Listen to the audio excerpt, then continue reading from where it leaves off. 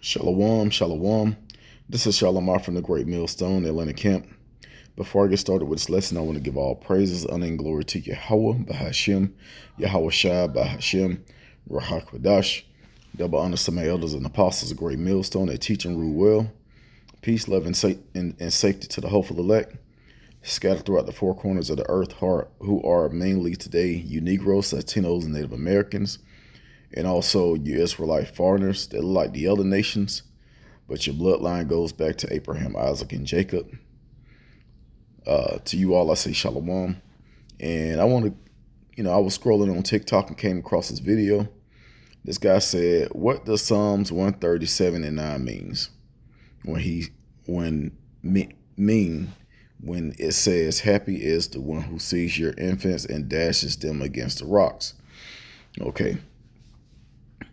Of course, that's I think that's probably the NIV or it's not the KJV. We're gonna get it in the KJV, but this happened to Israelite children, infants, babies. I know it happened to Judah and Gad. I'm not sure about the other tribes. I'm pretty sure something along that effect. During the conquering times where Esau came and conquered all 12 tribes over here in the Americas. That's what it's going into, but we don't know exactly what happened with the other tribes, but it was written that it most definitely happened to Gad. And Gad are the so-called Native Americans today. A lot of you so-called Mexicans could actually be Gadites. Also, a lot of you so-called Negroes could actually be Gadites or Reubenites. Okay, so let's get into, first of all, let's read this. This is off of Google, and it says, yes, historically documented accounts and eyewitnesses' testimonies from the colonial era through the 19th century. American Indian Wars confirmed that United States soldiers, militia men, and European colonists brutally murdered Native American infants and children by slamming them against rocks and trees. This horrific practice is documented across several historical contexts. And it happened during it says the California genocide of 1850, but most of us know of it as the Trail of Tears. Okay, so I want to get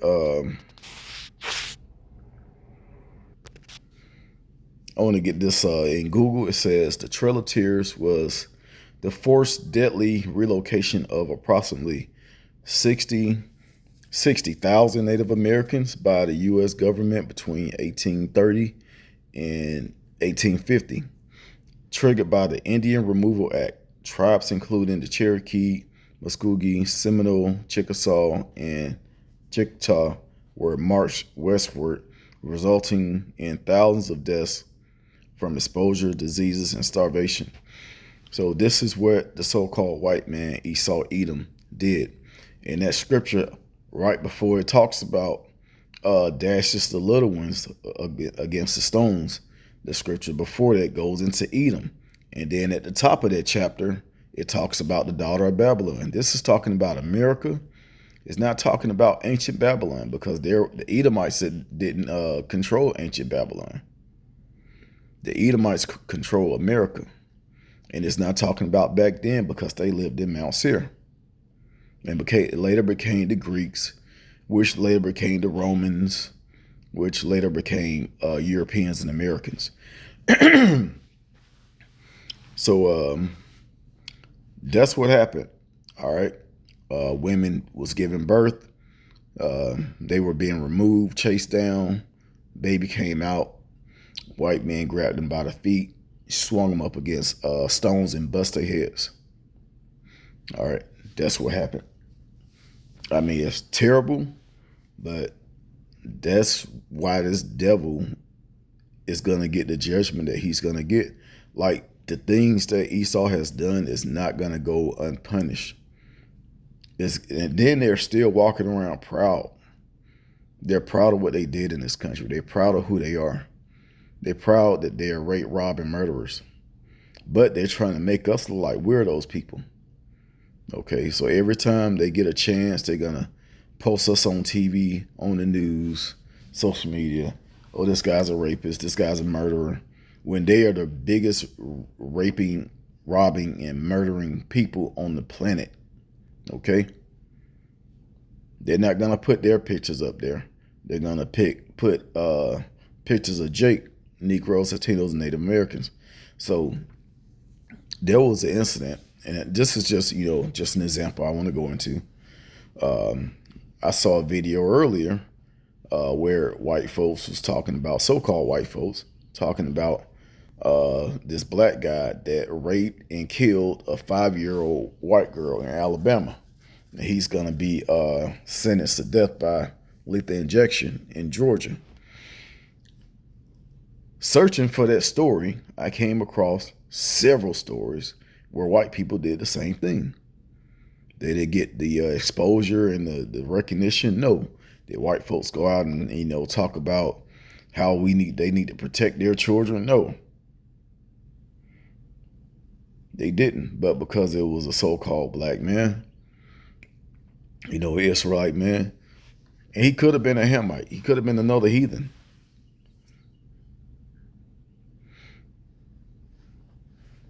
Okay. But this is what they did to the Israelites, the so-called white people, the Edomites. This is what they did to the Israelites for hundreds of years. And it was legal. This was done by President Andrew Jackson. He signed the Indian Removal Act. The Native American population was about 90 million. And now it's only 9 million. So they erased 90% of a whole bloodline. Okay, they have to pay for that, but that is what Psalms 137 and 9 means. So let's read the top. By the rivers of Babylon, there we sat down. Yea, we wept when we remembered Zion. This is talking about the Native Americans being carried off. Slakia. The Israelites. It says, we hanged our hearts upon the willows in the midst thereof, for there they that carried us away captive require of us a song, and they that wasted us require of us mirth, saying, sing us one of the songs of Zion. Okay, and that's true. When Judah and the southern tribes went into captivity, they required a song. That's why you have those old swing low, sweet chariot coming forth to carry me home. That's actually going to happen. We're going to have chariots coming down, taking us up to take us back to our land, Israel, the Fertile Crescent. Once everything is destroyed on this side, we're going to receive salvation. Some of us, Lord's willing, I'm of that number, but we're going to receive salvation by the way of what people call UFOs, which are actually the vehicles of the angels. And Yahweh Shai, the one who they call Jesus, he's going to come down. He's going to conquer these other nations, send his holy angels to take the elect out of here. They're going to be changed to bodies that have everlasting life, and brought back down and put back in the land. And the world is going to be under the Israelites as far as rulership. All right. But the people that did these things, they're gonna pay for it. And we've been in captivity amongst all the nations. The Persians and the Medes. So these Arabs, the Arab man had us in captivity. Moab had us in captivity. All right. But Esau, Edom, Moab being the Chinese, by the way. Esau, Edom, a so-called white man, has to go through a really hardcore captivity once we're in our kingdom. This is future prophecy. Okay, so let's go down. And verse 7 says, remember, O Lord, the children of Edom. Why does it say, remember, O Lord, the children of Edom, when this is talking about Babylon? Because when you read verse 8, it says the daughter of Babylon. So I'm going to read it. It says, remember, O Lord Yahweh, the children of Edom, in the day of Jerusalem, who said, raise it, even to the foundation thereof. So when the Israelites were being taken by these Hamites, you had Edomites, cheering them on, basically saying, destroy it, destroy it. And it says, O daughter of Babylon, who art to be destroyed. All right. The ancient Babylon was not destroyed. It just fell down. The daughter of Babylon, which is America, of Babylon the Great, when you read Revelation 17:18, that's talking about America. America didn't have a name. It was just the daughter of Babylon. Why? Because it operates just like ancient Babylon. It's the different people, different languages, land of confusion. America is the land of confusion. Not only is it Romans, is it Rome all over again, but it's also the spirit of Babylon and the spirit of Sodom and Egypt. America is called different names in the scriptures.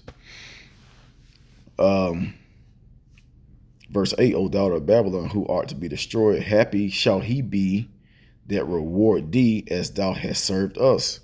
So when you go into Revelations 18, it talks about rewarding Babylon. Verse 9, happy shall he be that taketh and dashes thy little ones against the stones. So they did this with cheer of heart. But guess what? They have to pay for that. Let's go to Revelations. And like I said, it's not just going to be a payback. Let's read this. Let's read it. Revelations 18 and verse 6. It says, reward her even as she rewarded you, and double unto her according to her works, in the cup which she had filled to her double. All right, so this is talking about Babylon. As a matter of fact, let's go up.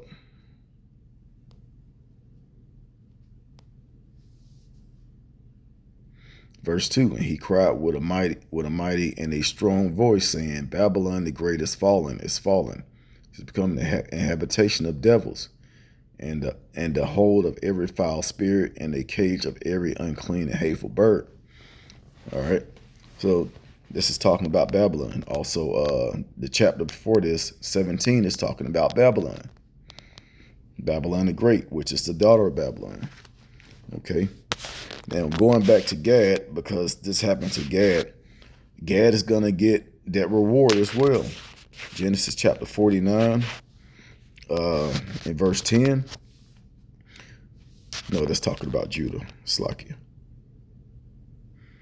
Genesis 49 and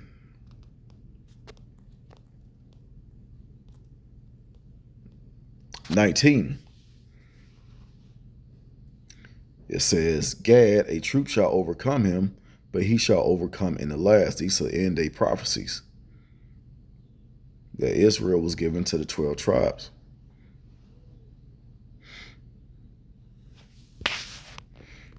So Gad, a troop shall overcome him.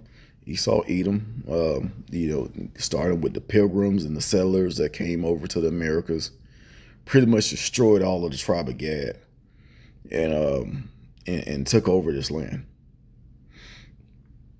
It says, but he shall overcome in the last. Like Gad is, the Lord is remembering all of these things that Esau has done. They say her sins have reached unto the heavens. Okay, all they were supposed to do is have us in captivity until the Lord allowed us to be freed. But that's not how Esau operates. He don't want us to be free. He want to keep us up under his foot.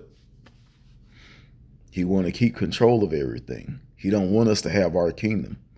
Everything was created for us. Everything was created for Israel. Let's get that in 2nd Ezra chapter 6. I think it's like the last verse. Let's go to 58. Let me see.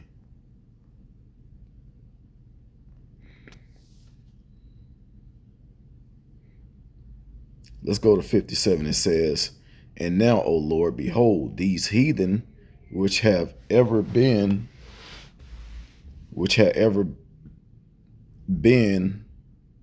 reputed as nothing."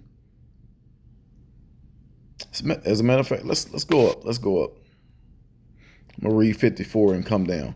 It says, "And after these, Adam also, whom thou madest Lord of all creatures, of him we come all, and the people also whom thou hast chosen." So the chosen people, the Israelites, came from Adam along with the heathens. And this is also a cut to your, you Christians thinking that heathens are just non-believers. No, a heathen is not a non-believer. A heathen is a non-Israelite. You can be an Israelite and not be a heathen and still not believe. It says, "All this have I spoken before thee, O Lord, because thou madest the world for our sakes." So the world was made for the Israelites. It says, "As for the other people, which also come of Adam, thou hast said that they are nothing, but be like unto spittle, and hast likened the abundance of them unto a drop that falleth from a vessel." So yeah, they're really nothing. They don't mean nothing to the Lord. They don't mean anything to us. They're ruling right now because we're still on punishment. We're still up under the curses. It says 57, "And now, O Lord, behold, these heathen which have ever been reputed as nothing have begun to be lords over us and to devour us. But we, thy people, whom thou hast called thy firstborn, thy only begotten, and thy fervent lover, are given into their hands. If the world now be made for our sakes, why do we not possess an inheritance with the world? How long shall this endure?" Okay, so basically the answer to that last question is not too long from now. It's going to be really, really fast, really quick. We're going to be in control really soon. It's not going to be 100 years, 50 years, 20 years. I don't even think it's going to be 10 years. No, 5 years is possible. But we don't have too much longer on this place in this current world. So the world was made for Esau, Edom. I mean, the world was given to Esau, Edom, but it was made for Israel. Job 9:24, the earth was given into the hands of the wicked. Okay, like I said, they were supposed to just have us in captivity and release us, and we go back to our own land. Esau knows if they was to release us and send us back to the west coast of Africa, or allow us to go back into our land and Israel and Jerusalem, he knows that we would have gained enough strength to pretty much have the rest of the nations up under us. So they have to keep us down.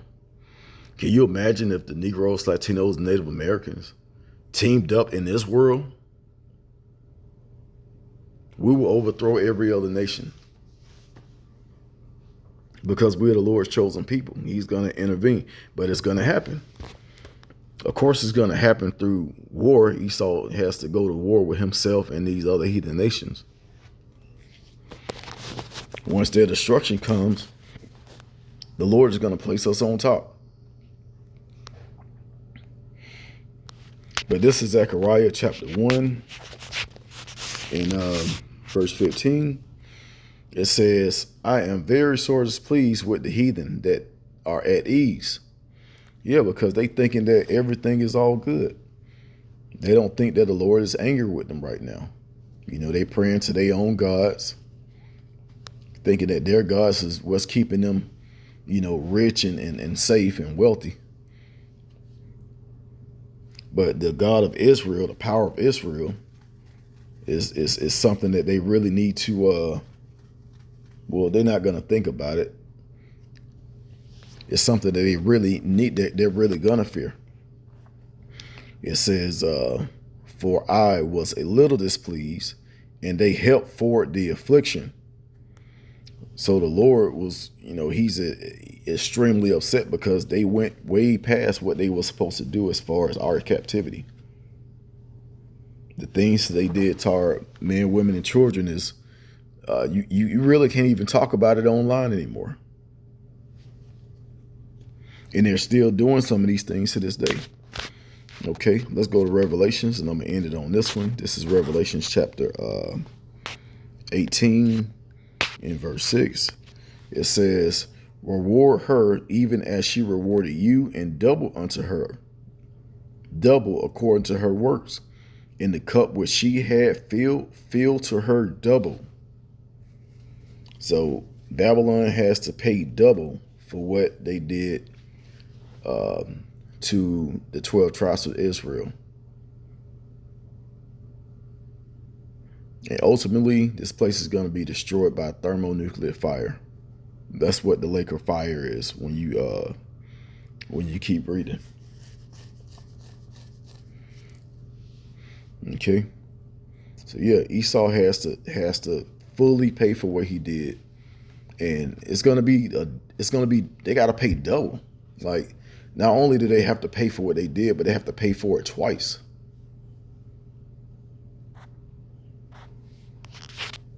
So just think everything that you did to the so-called Negroes, Latinos, Native Americans, that's what the Lord is going to have done to you. Let's go. I'm going to get one more, and I'm going to end it on this one.